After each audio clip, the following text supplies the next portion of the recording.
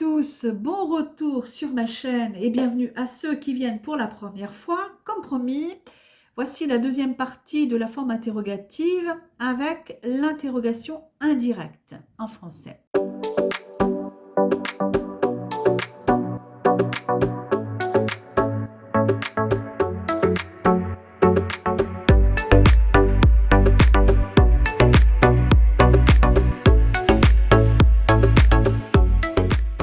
Alors, qu'est-ce que l'interrogation indirecte? Eh bien, l'interrogation indirecte permet d'introduire une question dans une phrase qui est à la forme affirmative, de rapporter en fait des propos interrogatifs. Alors, ces phrases interrogatives sont souvent introduites, entre autres, par des formules suivantes. Par exemple, je ne sais pas, il demande, ou il se demande d'ailleurs, je ne comprends pas, elle voudrait savoir, pouvez-vous me dire, je ne te dis pas, voici, voilà. Enfin, il y a plein d'exemples et conjugués à toutes les personnes possibles. Et donc, passer d'une interrogation directe à l'interrogation indirecte entraîne des changements grammaticaux, bien entendu, et un changement de ponctuation. Alors, nous allons voir tout ça. Les formules introductives que nous venons de voir sont suivies ou pas, selon les cas, par la conjonction de subordination si. Et quand ils ne sont pas suivis par cette conjonction de subordination si, ils sont suivis par un mot interrogatif, comme ceux que nous avons vus précédemment, c'est-à-dire quand, pourquoi, comment, etc. Ensuite, la place des mots est modifiée par rapport à la forme interrogative directe et la ponctuation est également différente puisque le point d'interrogation disparaît. Et ces phrases interrogatives indirectes impliquent aussi des changements de temps et de pronoms personnels pour des raisons de concordance de temps. Donc nous allons voir tout ça. Tout d'abord, quelle est la structure de l'interrogation indirecte? Alors, la structure de l'interrogation indirecte, vous l'aurez compris, est différente de l'interrogation directe, notamment celle avec inversion du sujet. C'est-à-dire que dans l'interrogation indirecte, le sujet et le verbe ne sont pas intervertis, ils sont dans l'ordre normal. Le mot interrogatif est donc suivi de la même structure que celle de la phrase affirmative simple, c'est-à-dire sujet, verbe, complément. Et dans les questions indirectes, le sujet donc, est directement précédé du mot interrogatif. Exemple, quand aura-t-elle du temps? Ça, c'est la forme interrogative directe. Et à la forme interrogative indirecte, ça devient je ne sais pas quand elle aura du temps. Donc, on a cette petite phrase d'introduction qui est je ne sais pas. Ensuite, nous avons le mot interrogatif qui est quand. Et ensuite, le sujet, le verbe, le complément. Elle aura du temps. Pourtant, l'inversion est fréquente lorsque le sujet est un nom et non un pronom et que le verbe n'a pas de complément.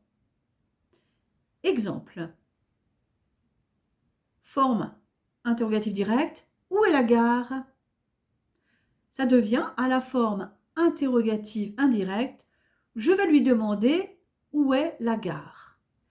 Là, en fait, nous avons juste, après le mot interrogatif, un sujet et un verbe. Donc là, effectivement, il y a une inversion. Alors, quand introduire l'interrogation indirecte par la fameuse conjonction de subordination si, dont je vous ai parlé tout à l'heure? Eh bien, on l'utilise dans l'interrogation totale, c'est-à-dire l'interrogation qui appelle une réponse par oui ou non. C'est une question donc sans mot interrogatif. C'est dans ce cas qu'on utilise la conjonction si. Exemple, à la forme interrogative directe, si je dis « vient-elle demain ?»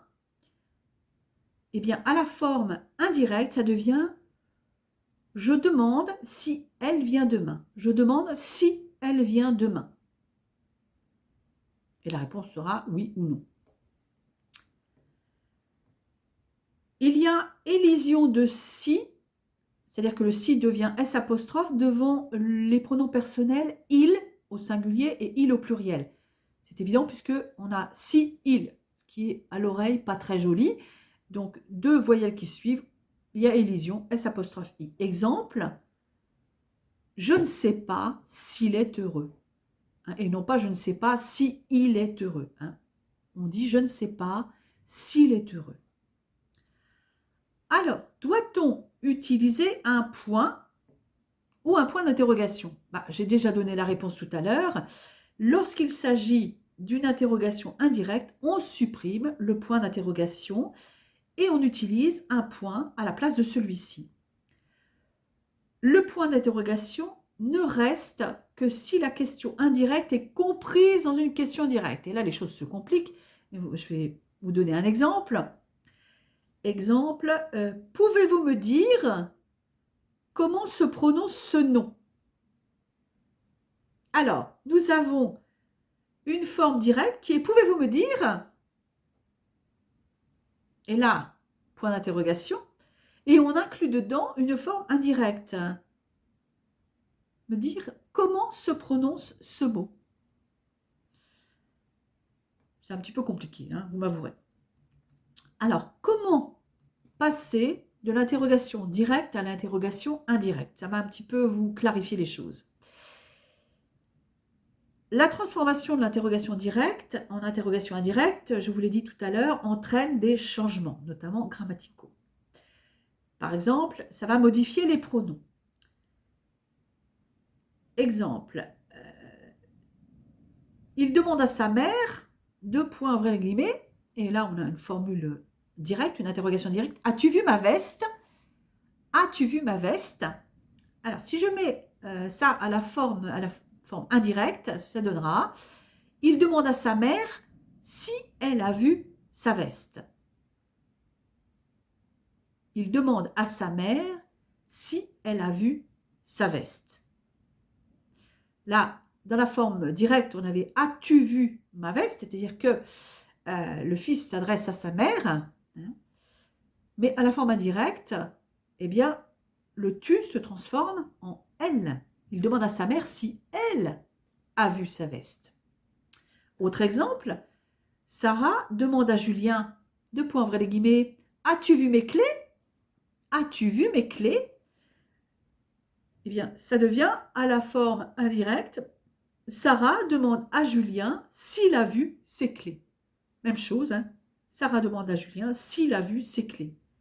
Le tu, la deuxième personne du singulier, se transforme en troisième personne du singulier. Il y a également une modification des verbes. Bien entendu, si on change le pronom personnel, la conjugaison du verbe change également. Dans les exemples que nous avons donnés, eh bien, on a utilisé la troisième personne du singulier à la place de la deuxième personne. Mais il faut aussi tenir compte de la concordance des temps. Mais si je parle uniquement de la modification des verbes, exemple, elle demande à son ami, veux-tu faire du shopping avec moi? À la forme indirecte, ça demande, elle demande à son amie si elle veut faire du shopping avec elle. Elle demande à son amie si elle veut faire du shopping avec elle. Là, pour l'instant, on a le même temps, à la forme directe et à la forme indirecte. On a juste le changement de pronom personnel et, bien entendu, dans le verbe conjugué. Les marqueurs de temps peuvent également être changés si besoin. Exemple, il demanda, est-elle venue ici hier? Il demanda, est-elle venue ici hier? C'est-à-dire ici, c'est-à-dire au café, par exemple. Donc ça, c'est la forme directe. À la forme indirecte, cette phrase va devenir, il demanda si elle était venue au café le jour précédent. Il demanda si elle était venue au café le jour précédent. Comme on est dans une forme indirecte, le ici demande à être précisé. Donc, si elle est venue au café. Et le hier eh bien, là aussi, on doit le changer par le jour précédent. Ceci dit, dans le langage courant, il demanda si elle était venue au café hier, est tout aussi correct. Mais comme je vous l'ai dit dans la vidéo précédente, cette forme indirecte est souvent utilisée dans le langage littéraire, donc est relativement peu utilisée, et que dans le langage oral, on a tendance à simplifier, heureusement. Alors, parlons un peu de cette fameuse concordance du temps, parce que je ne sais pas si vous avez remarqué, mais dans l'exemple que je viens de vous donner, eh bien, il y a un changement de temps à la forme directe. Il demanda, déjà, le verbe demander est au passé simple, et est-elle venue ici hier? Eh bien, il s'agit du verbe venir conjugué au passé composé. Et dans la forme indirecte, donc le demanda reste au passé simple, on voit bien que le temps du verbe venir a changé. On a ici le plus que parfait. Alors, je vais un petit peu vous expliquer tout ça. Si le verbe de la phrase introductive est au présent, par exemple, il demande, les temps du discours restent les mêmes, que ce soit le direct ou l'indirect. Dans certains cas, et d'ailleurs quasiment dans tout ça, il faut changer la personne du verbe. Et ça, nous venons de le voir. Mais en tout cas, quand le verbe de la phrase introductive est au présent, c'est assez simple puisque les temps ne changent pas. Exemple, elle se demande, est-ce que je suis bien coiffée? Elle se demande, donc au présent, est-ce que je suis bien coiffée? On est toujours au présent. Deviendra à la forme indirecte, elle se demande si elle est bien coiffée. Donc, ce qui est au présent reste au présent. D'accord? Dans cet exemple, on voit bien le changement de personne du sujet du verbe être. Le je, première personne du singulier, est devenu elle, troisième personne du singulier, dans le discours indirect. Mais le temps est toujours le présent d'indicatif. Si le verbe de la phrase introductive est à un temps du passé, nous l'avons vu par exemple avec il demanda, il y a une modification du temps du discours, des temps du discours indirect. Exemple, il a demandé, est-ce qu'elle est en colère? Il a demandé, c'est le passé composé. Et est-ce qu'elle est en colère dans la forme directe est au présent. Eh bien, à la forme indirecte, on aura, il a demandé si elle était en colère. Il a demandé si elle était en colère. C'est-à-dire que il a demandé est toujours au passé composé, mais le verbe sur lequel porte l'interrogation, c'est-à-dire le verbe être, n'est plus là au présent, mais à l'imparfait.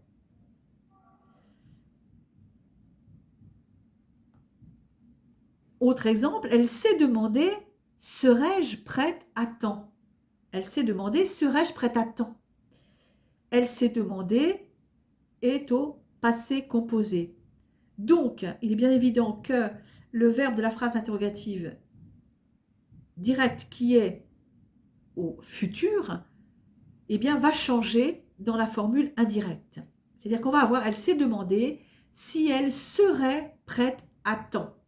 C'est-à-dire que dans la phrase interrogative indirecte, le verbe n'est plus, le verbe être, de serais-je prête, n'est plus conjugué au futur, mais au conditionnel présent dans le discours indirect. Alors, le tableau suivant présente les règles de la concordance des temps lorsque le temps de la phrase introductive est au passé. Alors, le verbe conjugué au présent dans le discours direct, par exemple, il demanda « es-tu prête ?» sera conjugué à l'imparfait dans le discours indirect. Formule indirecte, il demanda si elle était prête. Donc là, on a l'imparfait.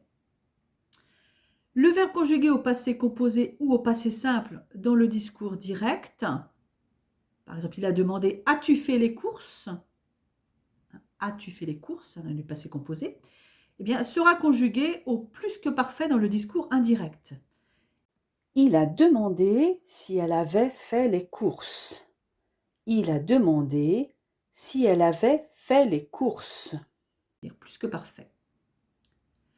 Le verbe conjugué à l'imparfait dans le discours direct, comme dans « il a demandé « étais-tu à l'école lundi ?» Étais-tu, donc imparfait, eh bien, sera conjugué à l'imparfait ou au plus que parfait dans le discours indirect. Exemple, il a demandé si elle était à l'école lundi. Il a demandé si elle était à l'école lundi.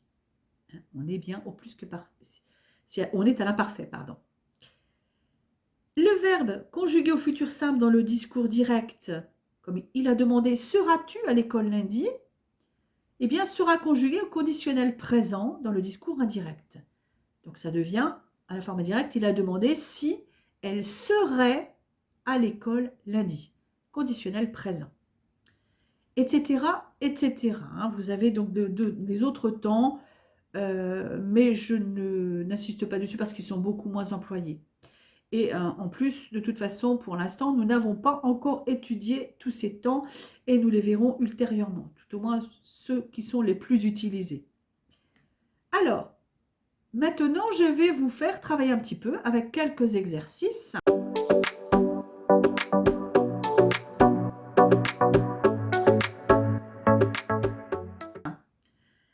Premier exercice, il s'agit de créer des questions indirectes introduites par un mot interrogatif. Alors, je vous laisse un petit peu le temps de la réflexion et je vous donnerai, bien entendu, les solutions.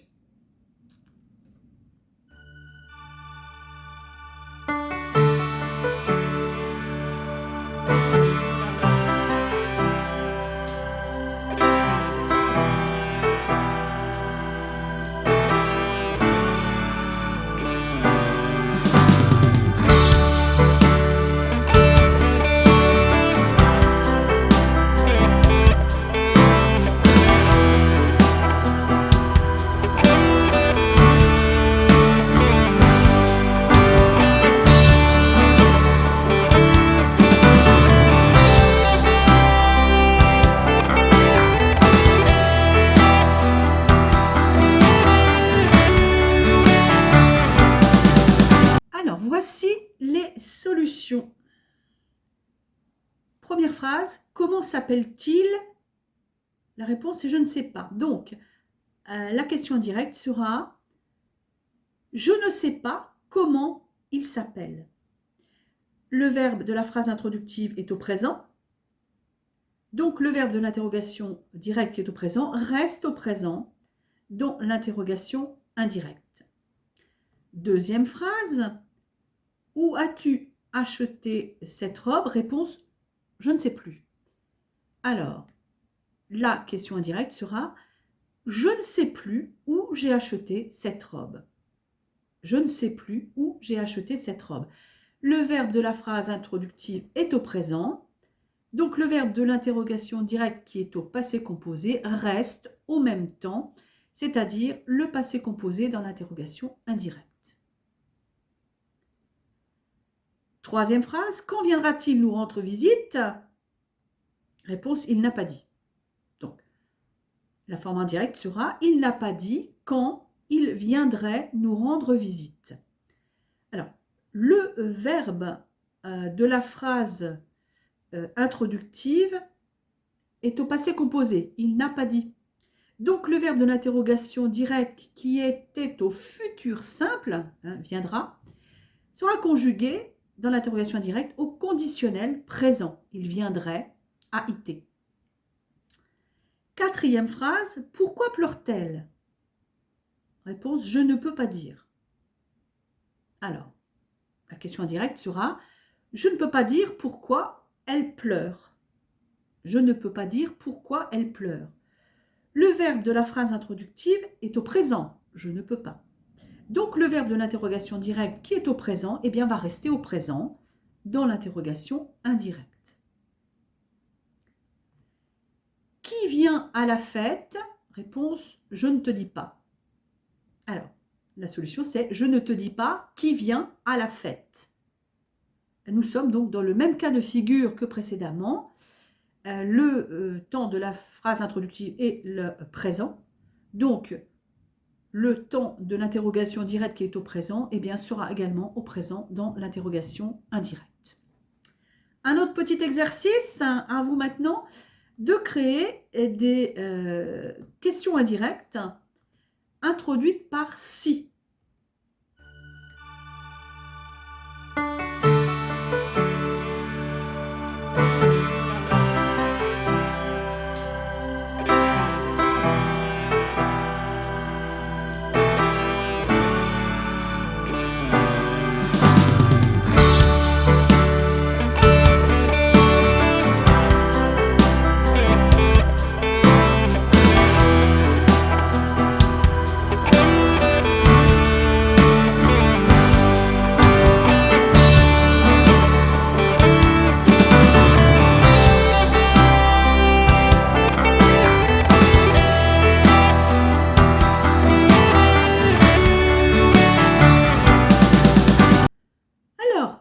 Voici les réponses correctes.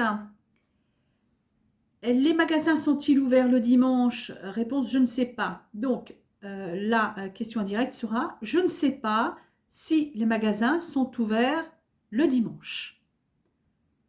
Deuxième phrase, la famille Meyer est-elle en vacances? Réponse, je me demande.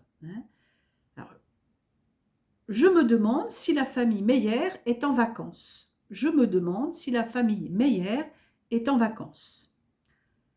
Troisième phrase, a-t-il fumé? À utiliser avec je ne te révèle pas. Eh bien, ça donne je ne te révèle pas s'il a fumé. Je ne te révèle pas s'il a fumé. Quatrième phrase, parle-t-il de nous? Avec je ne comprends pas. La réponse est je ne comprends pas s'il parle de nous. Je ne comprends pas s'il parle de nous. Cinquième phrase, est-ce bien ou mal? Avec je ne veux pas juger.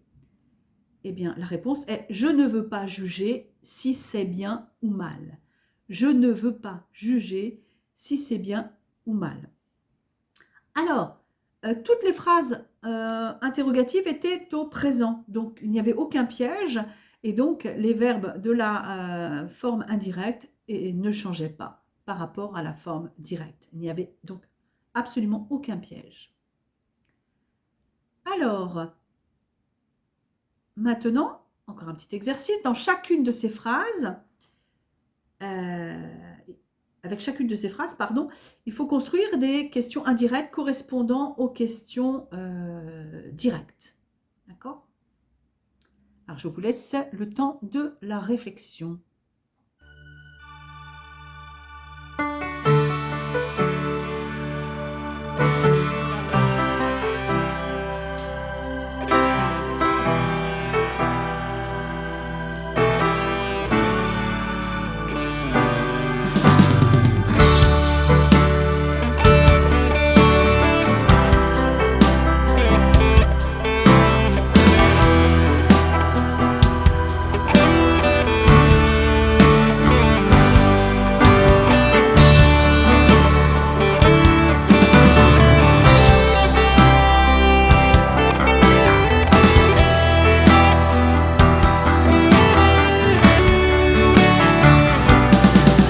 Voilà les solutions. Pourquoi veut-il apprendre le judo? Avec ne me demande pas. Eh bien, la réponse est ne me demande pas pourquoi il veut apprendre le judo. Deuxième phrase, nous a-t-elle vu? Avec je ne sais pas. Réponse, je ne sais pas si elle nous a vus. Je ne sais pas si elle nous a vus. Troisième phrase, sont-ils déjà rentrés? Avec je n'ai pas encore vérifié. La réponse est je n'ai pas encore vérifié s'ils étaient déjà rentrés. Je n'ai pas encore vérifié s'ils étaient déjà rentrés. Quatrième phrase, comment fonctionne cette machine? Avec je ne sais pas non plus. La réponse était donc je ne sais pas non plus comment cette machine fonctionne. Je ne sais pas non plus comment cette machine fonctionne. 5e phrase. Qui est arrivé avec je te demande? Réponse. Je te demande qui est arrivé. Je te demande qui est arrivé. Alors, toutes les phrases interrogatives, quasiment, sont au présent. Donc, le temps des verbes des interrogations directes et indirectes sont les mêmes. Sauf pour la phrase numéro 3, où le temps de la phrase introductive est au passé composé. Je n'ai pas encore vérifié. Donc, le verbe conjugué au passé composé dans l'interrogation directe, sont-ils déjà rentrés, sera conjugué au plus que parfait. Je n'ai pas encore vérifié s'ils étaient déjà rentrés. Alors, toutefois, dans le langage parlé, il n'est pas rare que le temps du verbe de l'interrogation indirecte soit le même que dans l'interrogation directe. Alors, on pourrait donc entendre « je n'ai pas encore vérifié s'ils sont déjà rentrés ». Donc, à l'oral, effectivement, vous l'entendrez souvent, ce qui, quand même, simplifie largement les choses pour les apprentis du français. Voilà. Alors, cette vidéo sur l'interrogation indirecte est maintenant terminée. Et nous en avons donc fini avec la forme interrogative, qui est quelque chose avec lequel vous allez vous familiariser, sachant qu'il y a des formules beaucoup plus simples, comme l'intonation montante par exemple, ou le « est-ce que », largement utilisé, qui vous permet d'utiliser la forme affirmative derrière. Donc, vous avez plusieurs solutions, à vous d'adopter celle qui vous convient le mieux, et c'est généralement la plus simple. Voilà, je vous dis donc à très bientôt.